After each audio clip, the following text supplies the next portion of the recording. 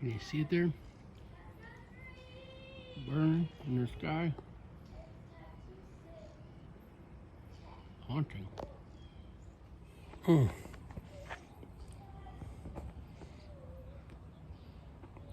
Howdy, folks. Clandestine Bite here. I think I check in once every couple years. Actually, no. A couple times a year. Or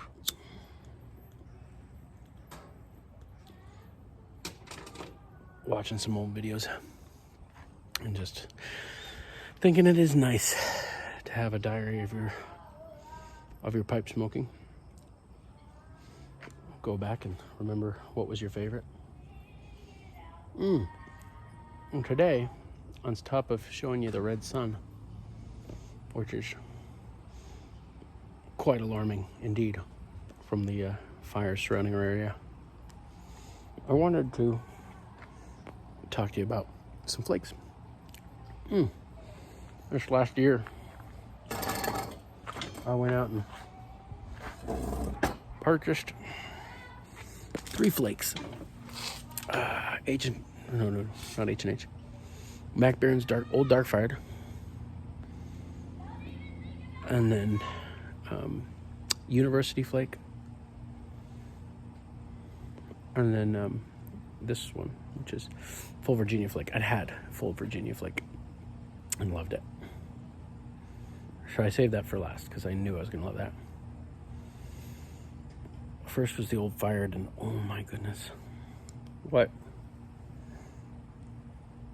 a delightfully flavorful and delightfully smoky thing that was.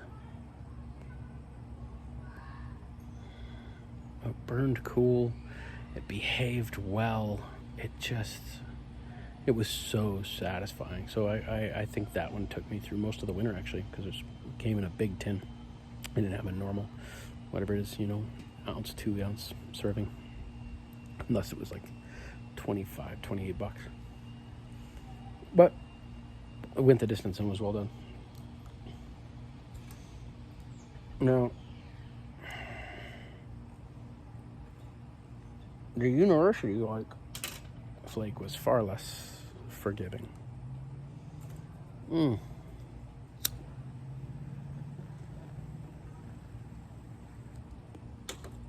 I found it bitey and hard to light, dried it out. It just didn't, every once in a while, just like early morning pipe, there's just certain blends that just don't fit for me at all. Like that one, I just didn't agree with it. I had a couple good smokes out of it, but another one like that's plum cake. Everyone should love plum cake, right? That's such a big seller, and for some reason, I just always found Mac Baron's plum cake to be very, very bitey and unsatisfactory. So it is. But I was almost a little concerned that maybe I was kind of growing out of flakes, not growing out of, but growing beyond, or not beyond. Just like getting tired of flakes. What you generally do. I do like that kind of sweet.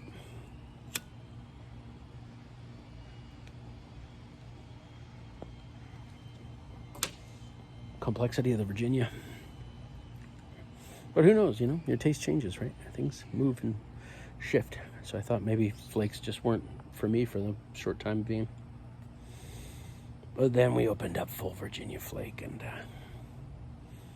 especially as I got it just to that right, slightly drier than I would have anticipated or smoked it earlier in my life, and found it is everything that I want a flake to be.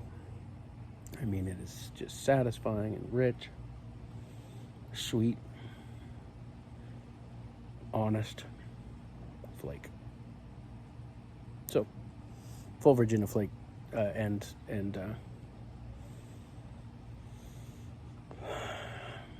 Old ODFired definitely won the day across those two, or across those 3.